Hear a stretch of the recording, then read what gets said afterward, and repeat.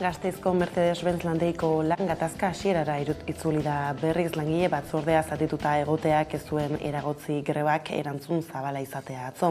Elak, labek eta esekak deitu zuten grebara eta langile gehienak ez ziren lanera joan. Gaur eta bihar ere ekoizpena geratzera deitu zuten sindikatu abertzaleek eta hala izan da deitzaileen arabera langileen 95% ez dira lanera joan eta lan hitzarmenaren gatazka hasi zenetik 5. ez dute furgonetarik egin Gasteizko lantegian.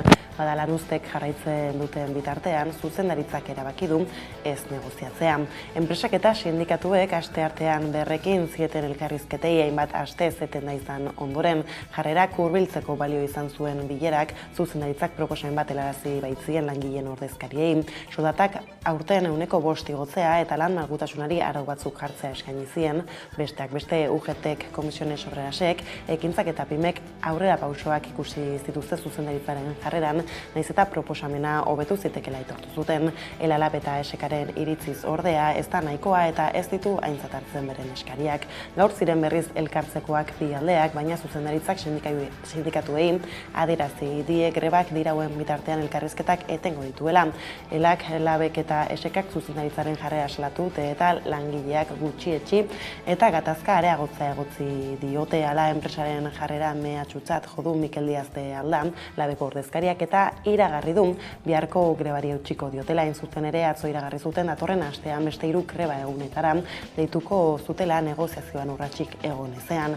Gainera atzo Urkullu Eusko Jaurlaritzako lehendakaria Mercedes-Benzeko presidentearekin bildu zen Stuttgarten eta bileraren ostean Alemaniako enpresak eta automobilgintzaren eta industriaren sektoreak bilatzen dituzten malgutasuna eta bizkortasuna barneratzeko deia egin zuen.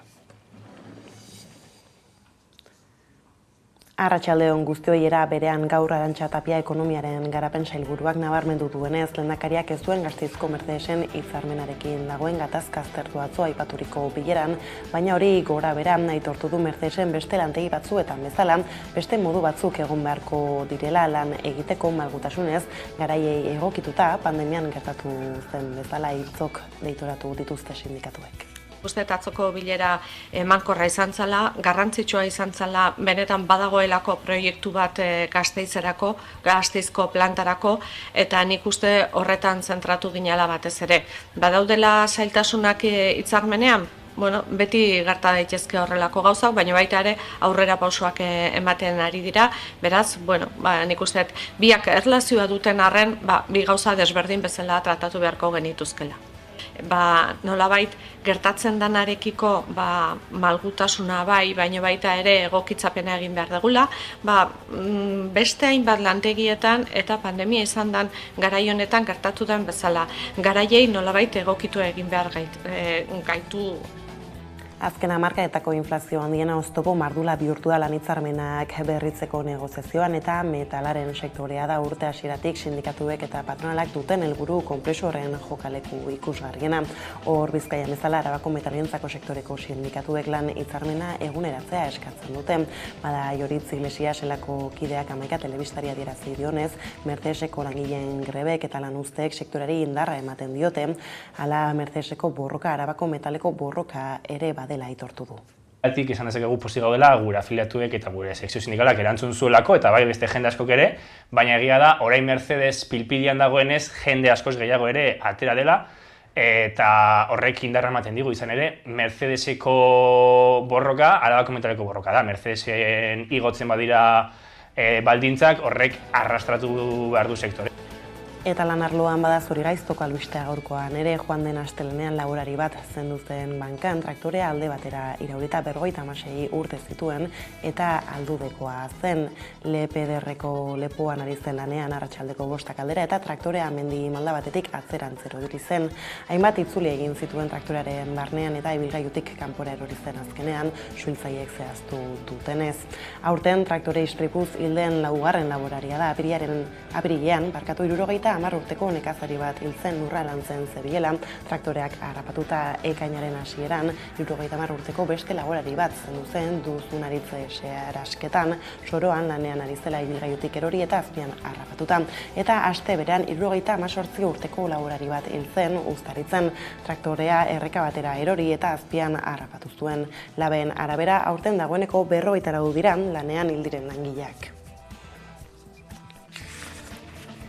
Gaiz aldatuta berriz, Poloniako Dei Auzitegiak ez zuen onartu atzo Pablo González Gazteriaren abokatuakaren atxiloaldiaren kontra ezarritako helegitea. Maiatzean Gonzálezen espetxealdia luzatzeko eskatu zuten delikuentzia antolatuaren eta ustelkeriaren arloko Poloniako fiskaltzaren ordezkariek eta eskaera egin ondotik auzitegiak onartu egin zuen fiskaltzaren eskaera. Horren ondorioz Gonzálezek beste 3 hilabetez atxilotuta egon beharko duela ebatzi zuen hain zuzen ere. Erabaki horri helegitea jarri zion Gonzálezen defentsak, baina ukatu egin dute 4 hilabete igaro dira. Poloniako poliziak González atzeman zuenetik Ukrainako mugatik kilometro gutxira. Errusiako zerbitzu sekretuetako agente izatea leporatu zioten eta akusazio horren arabera, 10 urterainoko kartzela zigorra ezar diezaiokete kazetariari. Atxilotu zutenetik Gonzálezek ez du modurik izan familiarekin eta abokatuarekin telefonoz hitz egiteko, eta Oiana Goirienaren bikotekideak eta Gonzalo Boia abokatuak joan den astean Eusko Legebiltzarrean azaldu zutenez, Gonzálezen 2 gutun bakarrik jaso dituzten. Goirienak azaldu zuenez, hasieran Espainiako kontsulak familiari esan bazion ere burokrazia kontuatik ezin zirela Gonzálezekin harremanetan jarri, gerora jakin zuten ez dela hori arrazoia izan ere, Polonia dio litekena dela Goirienean ere implikatuta egotea Gonzálezi egozten dizkioten kontuetan eta eskatu diote idatziz azaltzeko herrialde horretako agintariei zergaitik nahi duen harekin hitz egin. Bada nazioarteko bestelako kontu batzuei helduta Boris Johnsonek amore eman die alderdikideen presioei eta erresuma batuko lehen ministroaren kargua uztea erabaki du. Printzipioz Johnsonen asmoa da jardunean jarraitzea gobernuburu karguan alderdi kontserbadoreak udazkenean buruzagi berria aukeratzen duen arte. Urrian egin asmo dute konferentzia. Halere baliteke toriek beste plan bat izatea eta beste egutegi bat lehenestea. Johnson Brexita gauzatzeko aukeratu zuten torien lider 2019ko udan eta 6 hilabete geroago komunen ganberako bozak irabazi zituen, diputatuen gehiengo osoa lortuta harrezkeroztik, baina polemikak ugaritu egin zaizkio batez ere pandemian Downing Streeteko 10. zenbakian egindako festek eragindako eskandaluagatik. Gehiago ere izan dira eta azkenean egunotanaren gobernuan izandako dimisioek kargua uztera behartu dute. 50 politikari inguruk utzi dute beren postua presio egiteko tartean Rishi Sunak ekonomia ministroa eta Sajid Javid osasuneko asunakek esaterako segurtasunik eza leporatu zion Johnsoni.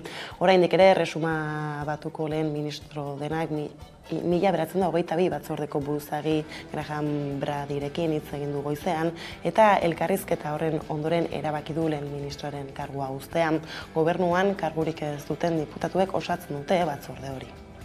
The process of choosing that new leader should begin now, and the timetable will be announced next week, and I've today appointed a cabinet to serve as I will until a new leader is in place. Gurera bueltan Iruñak ez du ahaztu 2 urteko parentesi behartuaren ostean txupinazoa alertu da udaletxe plazan Bartka eguerdiko 12etan 1996 egun igaro dira Suziriak hiriburuko zerua azkeneko zurratu zuenetik, baina itzalaldi horren biharamunean iruindarrek eta Euskal Herriko zein atzerriko 11 tokitatik bertaratutako festazalek erakutsi dute ez zaiela erdoil askorik pilatu. San Ferminen hasiera ospatu baitute 2019ko uztailaren 6 hartatik egun bakar bat ere igaro ez balitz bezala. Atzoko euriak goizetik blaitu zituen Iruñeko Alde Zaharreko kaleak, baina horrek ez zuen jendearen egarria amatatu. Enrique Maia alkateak aspaldi erabaki bezala, Juan Carlos Unzue osasunako futbol jokalari ohiari egokitu zitzaion txupinazoa jaurtitzea, unkituta eta pozarren azaldu zen kirolaria atzon eta goikoa baino hitzaldi luzeagoa eskaini zuen udaletxeko balkoitik, metxa piztu baino lehen osasungintzako langilei pandemiak iraun bitartean laguntza eman dutenei eta bera bezala alboko esklerosi amiotrofikoa dauzkaten pertsonei eskaini zien txupinazoa. Aurreko asteetan Maia alkateak esan zuen udaletxe plazara bertaratzen zirenek edozein bandera eraman zezaketela, baldin eta ez badira ikusleen segurtasuna kolokan jartzeko moduko tamainakoak. Jolanda Bartinaren agintaldian bezala udaltzainek ikurrinak kolpeka erretiratuko zituztelako susmoa edatzea eragin zuen alkatearen adierazpen horiek. Azkenerako baina ez zen halakorik gertatu, poliziaren esia gaindituta askotariko aldarrikapenak jasotzen zituzten bandera eta pankarta erraldoiak zabaldu zituzten plazan, zazki ikurrinak eta Nafarrako banderak, euskal presoak etxeratzaren aldeko mezua eta sozialismoarekin zuen pankarta bat ere ikusi ahal izan ziren jendetzaren artean. Txupinazoaren ondoren Manuel Gainzak konpositoraren biribilketa josuten La Pamplonesa musika bandak eta udal gaitariek azken urtetan ez bezala plazan bertan jo zituzten festetako lehen abestiak, biribilketa eta agurjaunak jendetzaren artean aspaldi ikusi gabeko uneak utzi zituen horrek 100 lagun batera jauzikan eskuak goratuta musika bandaren eta gaitarien erritmora. Lerroburuekin jarriki kulturarlora helduta modelo 77 filmarekin hasiko da Donostiako zinemaldian. Alberto Rodríguez Espainiarraren modelo 77 filmak lehiaketaz kanpo inauguratuko du Donostiako 70. zinemaldia. Espainiako transizio politikoaren garaian girotutako thriller bat da eta Miguel Herran eta Javier Gutierrez ditu protagonista beste. Film horrekin bosgarrenez hartuko du parte zuzendariak sail ofizialean, irailaren 16an Kursal Auditorioan egingo den inaugurazio galaren ondoren emango dute. Inoiz baino biziago ala itzuliko da Bilboko BBK Live jaialdia gaur, Kobeta Mendira 12 agertokirekin eta 100 artista baino gehiagorekin egitarauan. Pandemiak eragindako 2 urteko etenaren ondoren musika garaikidaren albait ertz gehien ukitze papusta berritxu jaialdiak itzuleran, pop rocketik harago egin eta trapa, flamenkoa, musika urbanoa eta indar betan dauden beste eremu batzuk ere lehen lerrora ekarri 3 egunez askotariko eszena bakarrean gurutzatuz. Europako musika jaialdien panorama lekoa irabazten segitzeko borondatea berretsi du horrela BBK Liveek eta grina horrekin erantzun du publikoak ere 75 herrialde baino gehiagotan saldu dituzte sarrerak eta 105.000 zale inguru espero dituzte udane arbeo. Koronavirusaren ostean, bueltan da BBK Live jaialdia gaurtik aurrera larumatera bitartean Kobeta Mendiko zelaiak jendez beteta egongo dira eta bertan izango dira mundu osoko herritarrak, baina baita artistak ere. 100 artista aurre ikusten dira eta horien artean esanguratsuak mundu nazioarte mailan The Killers, Pet Shop Boys, Zahara edota Bomba Estero, baina euskal musikariak ere bertan izango dira. Esaterako Chill Mafia, Bulego edota Nogen. Eta hori ala, 100 eta milaka lagun bilduko dira bertan musikaz eta dantzaz blaitzeko. Eta Lerroburuekin bukatzeko kiroletan datorren igandean uztailaren 10ean Airomana itzuliko da Gasteiza. Gorka Hurtaran Gasteizko alkateak eta Eduardo Martinez Airomanaren zuzendariak hiriarentzat aukera ona dela aitortu dute ikusgarritasuna areagotzeko eta ekonomikoki bultzada suposatzen duelako entzun. Gasteiz bezalako hiri berdeak ere erakargarriak dira horrelako ekitaldiak egiteko eta jorratzeko. Eta gaur ere ikusten dugu nola hiri berde batek, hau da Gasteizek ere, aukera izaten du horrelako ekitaldi polita eta nazioarteko mailakoa dana erakartzeko gure hirira. Unos días en los que la ciudad está completamente llena y que además supone un impulso a la economía local también muy importante.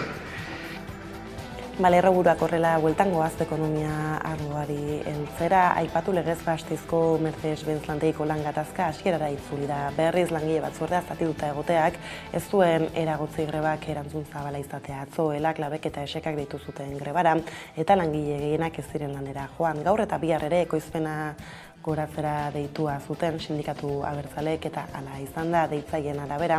Langileen 95% ez dira lanera joan eta lan hitzarmenaren gatazka hasi zenetik 5. ez dute furgonetarik egin Gasteizko lantegian. Bada lan uztek jarraitzen duten bitartean, zuzendaritzak erabaki du ez negoziatzea.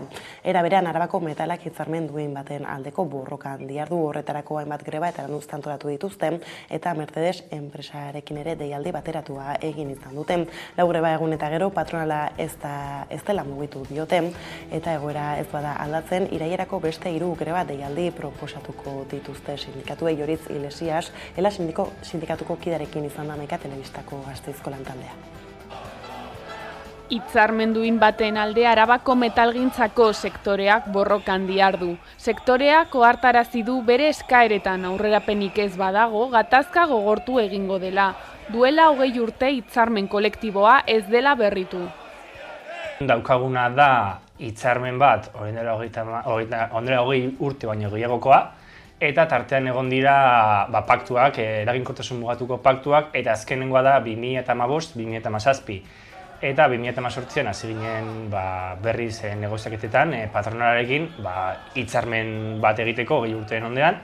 Eta etorri zen pandemia, kantzelatu zen bilera, gero bultatu ziren tal, eta abenduan, 2021 bateko abenduan ados jarri ginen ELA, Comisiones eta LAB, eta gero SK, CGT eta USO gehitu zitzezkigun, eta urtarrietik aurrera hasi ginen negoziazioak serio egiten. Lau greba egun eta gero patronala ez dela mugitu diote. Ematen digu dena flexibilidadean, malgutasunean berdin jarraitu nahi duela, ematen diguna da 1,75ko igoera gero bai bukaeran saiatzen da egiten 2026 arte erabatin hobesten zenbaki batzuekin nola berreskuratu orain ematen ez diguna, baina ez digu KPI hurbiletik ere ematen, kontuan izan behar dugu. 10koan dagoela gutxi gora bera gaur egun eta 1,75 jartzen du mailan eta hori ez da posible. Jardunaldian ere ez digu jaitsiarik ematen, hemen Araban 1735 ordu ditugu, Gipuzkoan eta Bizkaian eta Nafarroan baino 30 gehiago gutxi gora bera. Orduan astebete gehiago egiten dugu lan hemen, behin eta hori ez da onargarria ez jaistea, daramatzagu urte pilo bat jaitsi gabe, lanaldia jaitsi behar da, bai ala bai, lana banatu behar da. Eta gero subrogazioan, subrogazio osoa ematen diogu, hau da, geroz eta azpiko kontrata gehiago eta geroz eta prekaritate gehiago dago, eta patronalak oso mugatu ematen digu azpiko kontratazioa, batzuei bai, beste batzuei ez guztiz justua dena. Mercedesekin greba bateratua egitean indarrak batzeko balio izan duela adierazten dute ELA sindikatutik. Kontuan izan behar da, maiatzen egin genituen 3 grebetan Mercedeseko langileak ere dituta zeudela, eta ELAtik esan dezakegu pozik gaudela gure afiliatuek eta gure sekzio sindikalak erantzun zuelako eta bai beste jende askok ere, baina egia da orain Mercedes pilpilian dagoenez jende askoz gehiago ere atera dela eta horrek indarra ematen digu izan ere Mercedeseko borroka, Arabako metaleko borroka da, Mercedesen igotzen badira baldintzak horrek arrastratu behar du sektorea. Udaren ostean KPIa lortzea bilatzen dute eta horretarako 3 greba deialdi gehiago proposatu dituzte. 20 urte ostean dinamika bat sortzen ari direla adierazi dute eta prekarietatea alde batera ustea bilatzen jarraituko dute. Horrez gain lanaldiak jaistea, subrogazioa eta bajen komplementuak hobetzea eta berdintasunean eta lan osasunean hobekuntzak ere eskatzen dituzte. Bestaetik instalazio nuklearretan eta gas zentral elektrikoetan egindako inbertsioak berdetzat hartzeko proposamenak aurrera egin du Europako Parlamentuan eta ez ustekorik ezean indarren egongo da datorren urtetik aurrera. Asteazken honetan egindako bozketan eurodiputatuek atzera bota zezaketen proposamena, baina ez da horretarako behar den gehiengo osoa osatu. 478 parlamentarik atzera egitearen alde bozkatu dute, 453ren babesa behar zen, 428 ordea kontra egin dute, eta 33 abstenitu egin dira.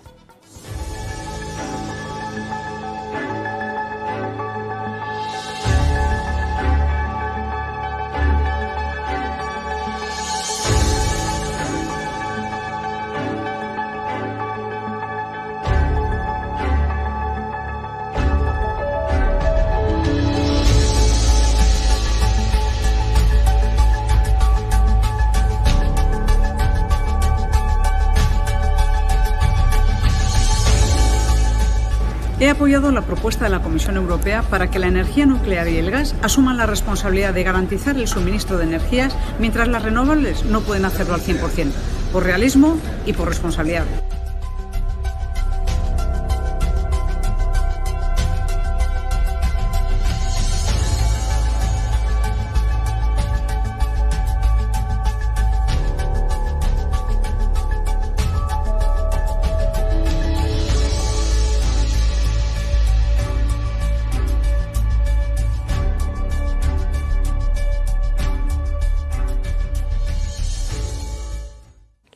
Neguaren hasieran energia falta daitekela dioten iragarpenei aurre hartu nahi die Frantziako gobernuak ere gaur aurkeztuko duen erosteko ahalmenaren aldeko lege proposamenean energia hornidura bermatzeko zenbait neurri azalduko dira. Hala nola, gasa erretzen duten zentralak bere gain hartzean eta ikatza erretzen zuen Sainta Bold berriro irekitza. Herritarrei zuzenean eragiten dieten beste zenbait neurri ere joango dira. Besteak beste 100 euroren laguntza zuzena baliabide apaleko familiei eta gizarte laguntzen emendatze bat.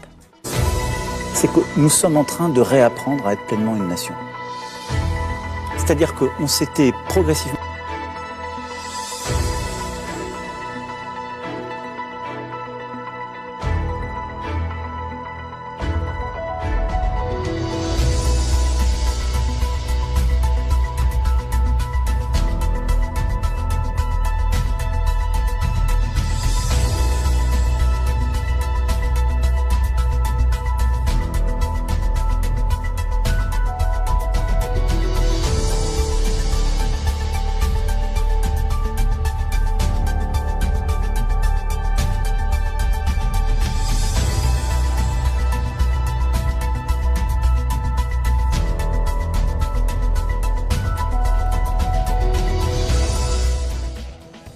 Ikusi ditugu irudiak lerrobuetan eta errepasatu ditugu atzo San Ferminetako txupinazko egunean jaso zirenak. Gaurkoan berriz Nuñez del Cubillo ganadutegiko zezenekin itzuli dira Entzierroak Iruñeko kaleetara.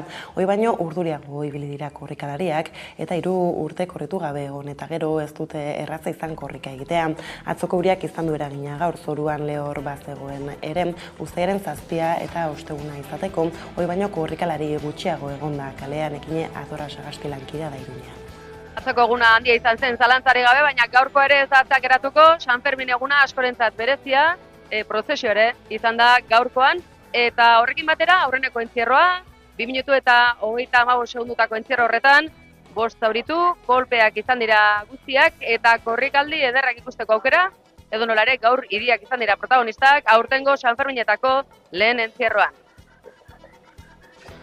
Izan ere Iruñak ez du ahaztu 2 urteko parentesi behartuaren ostean txupinazoa alertu da udaletxe plazan bart 1096 egun igaro dira Suziriak hiriburuko zerua askeneko zurratu zuenetik, baina itzalaldi horren biharamunean iruindarrek eta Euskal Herriko zein atzerriko 11 tokitatik bertaratutako festazaleek erakutsi duten ez daiela erdoil askorik bilatu. San Ferminen hasiera ospatu baitute 2019ko uztailaren 6 hartatik egun bakar bat ere igaro ez balitz bezala. Nola ere, oraindik ere, gaur atzoko egun handiaren zaporea da nagusi, izan ere, 1096 egun igarota, azkenik berriz ere bueltan etorri dira San Ferminak. Txupinazoaren zuzeneko berez eskaini zituen gainera Hamaika telebistak, ahalegin berez egin genuen beste urte batez, eta atzoko protagonista nagusiak euria batetik, Covidaren ondorena bestetik, eta bereziki festa giroa eta ikurren aldarrikapena. Atzo, beste urte batez, Iruñeko udaletxe plaza txiki geratu zelako, mundu osora zabaldu zen irudi ezaguna berreskuratuta. Ordea hamika politikoak ere ez du txiki egin aurtengo San Ferminetan. Ez da falta izan hamika politikorik San Ferminen atarian Enrique Maia alkatearen jardunarekin kritiko eta haserre direlako hiritar asko, eta horri gehitu bertzaio atzo sare sozialetan hainbat izan zirela, udaletxe plazan nagusitu ziren euskal ikurrei nolabaiteko sarrera saiesteko egindako ahaleginean ere porrot egin zuela Enrique Maiak. Hamaika telebistan izan zen Joseba Asiron oposizio burua eta datozen hilabetetan haserre hori kanalizatu eta alkatetzan aldaketa berriz ere sustatzeko ahalegina egitera deitu zituen herritarrak. Betikoa, ez nik atzo entzunionean Maia jaunari esaten berak ez duela inolako obsesiorik ikurreinarekiko, pentsatu nuen lehenengo gauza izan zen, datorkiguna, ez azken finean, hori, ez dute beste zereginik, provokatu eta liskarra hori ez, sortu. Edozein kasutan ere, pentsatzen dut momentua dela baita ere, lasaitasuna aldarrikatzeko eta batez ere buruz jokatzeko. Nik badakit hiriaren sektore oso zabalak haserre daudela azken asteetako polemikekin, baina buruz jokatzen badugun ikuste dut badaudela moduak haserre hori kanalizatzeko. Adibidez, esate baterako, hemendik 10 hilabetera badira hauteskundeak eta imaginatu dezagun beste udal bat, ez? Nun pertsonak jartzen diren erdian, emakumeak, eta hori, ez, pluraltasunaren alde eta aniztasunen alde lan egiten dute pertsona eta kolektiboak. Orain berriz Iruñetik Bilbora egingo dugu saltoa aipatu Gulerrobuetan ere gaur da asteko ABBK Live Festivalako betamendin 12 agertoki egin eta 100 artista baino gehiagoko egitarauarekin udane ardo dago San Mames parean Bilbon. Koronavirusaren etenaldiaren ostean, 2 urteren ostean bueltan da ABBK Live jaialdia Bilboko Kobetamendiko zelaiak jendez beteta egongo dira gaur arratsaldetik hasi, gaur arratsaldeko 5etan ekingo dio jaialdiak eta larunbatera bitartean jendetza izango da Kobetamendiko zelaietan. Esan bezala, egitarau zabala izango du 15. edizio honek eta bertan 12 agertokirekin eta 100 artista baino gehiagorekin ekingo dio jaialdiak. Musika generoari dagokionez pop rocketik haratago trapa, flamenkoa, musika urbana eta indarran dauden beste hainbat genero entzunalko dira eta horien artean nazioartetik iritsiko diren musikariak izango dira protagonismo handiena izango dutenak esaterako The Killers, Bomba Estereo edota Peixo Boys esaterako, baina musikari euskaldunak ere bertan izango dira, Euskal Herriko artistak bertan izango dira eta horien artean azpimarratzekoak Bulego, Nogen edota Chill Mafia. Dena den sartzeko beharrezkoa izango da sarrera. Hemen atzean, behin erosita, hemen atzean eskuratuko dute euren sarrera eta euren sarrerarekin batera eskumuturrean dudan pultsera jarriko diete soina eta bertan eduki beharko dute larunbatera bitartean. Orokorrean, 75 herrialdetan saldu dituzte sarrerak eta 105.000 sarrera saldu dituzte. Hori hala, aurre ikusten denez, egunez egun, 35.000 ikusle izango dira Kobetamendin.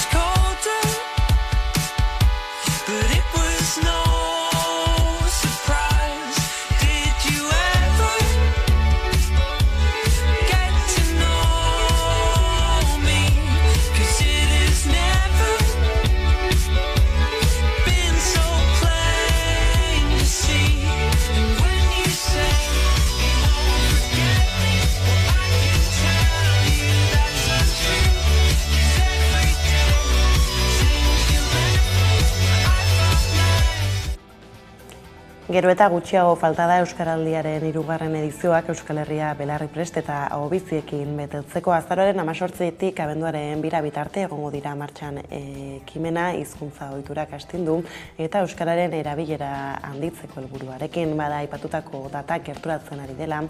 3. edizioa iragartzeko abestia aurkeztu dute asteon aurtengoan Andoni Egainaren hitzek jazten dute Xabier Zabalaren musika esazu hitz bat lelopean eta nola ez bideoklip horrexekin agurtuko zaituztegu gaur, beraz gustatuko zaizuelakoan besterik ez gure aldetik hauek izan dira eguerdiak gurean gorrutzituenak guztiak eta gehiago nahi duzuen aldiro 11.eus atarian ondo izan eta bihar arte.